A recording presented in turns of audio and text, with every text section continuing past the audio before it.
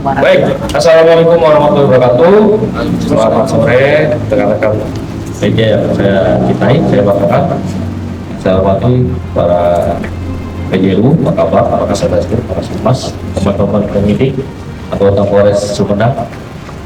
Baik, alhamdulillah dalam situasi Lebaran dan dalam waktu atau masih masa operasi ketupat, kita berhasil mengungkap sebuah kasus atau perkara tindak pidana pencurian dan kekerasan. Ini cukup unik ya, cukup unik, tapi nanti saya jelaskan. Jadi dasar kami melakukan pengungkapan adalah adanya laporan polisi nomor LPB 121/4 Romawi garing 2025 SPKT Polres Sumedang tanggal 3 April 2025. Kemudian korban adalah saudara AK 27 tahun, alamat Kelurahan Lembak, Kecamatan Purwodadi, Kota Grobogan, Provinsi Jawa Tengah. Jadi korbannya orang Jawa Tengah. Kemudian tersangkanya ada 4 yang kita amankan, alhamdulillah dalam waktu tidak sampai 24 jam ya, tidak sampai 24 jam kejadian pagi subuh malam kita tangkap.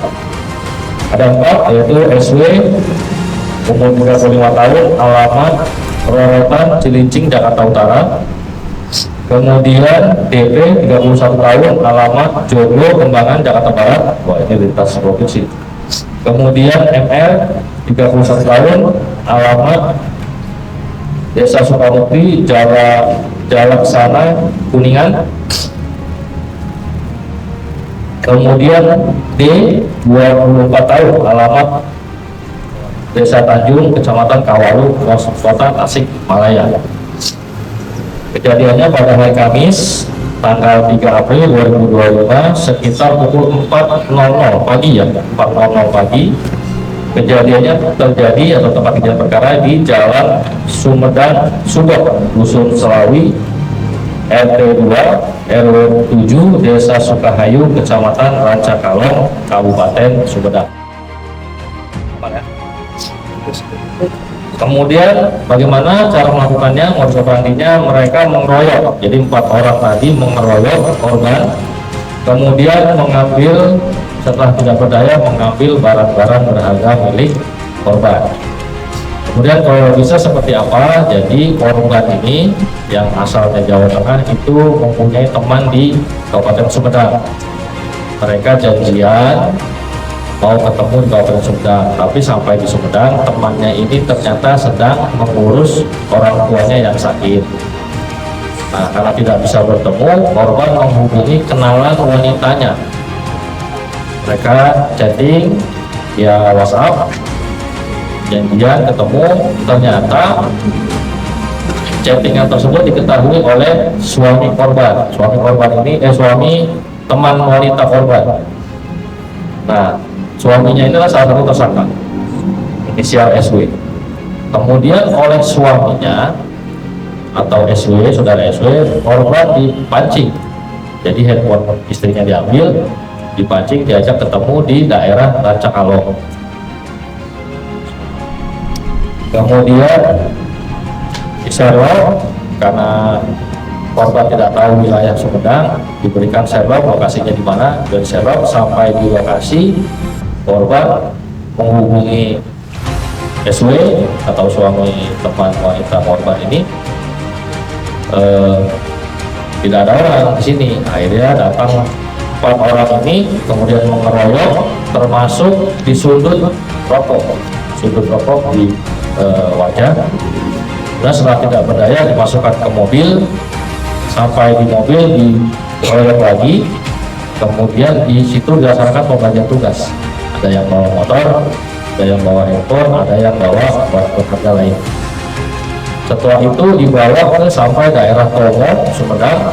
Korban dibuat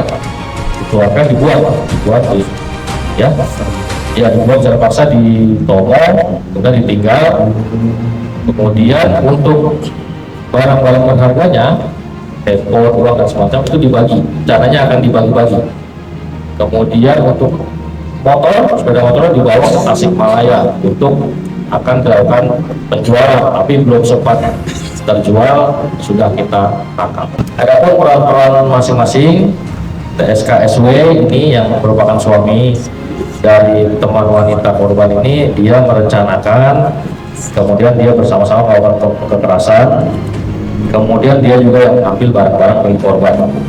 Dan temannya tersangka DP ini orang Kembangan, Jakarta Barat, dia membawa barang berupa tas dan dompet.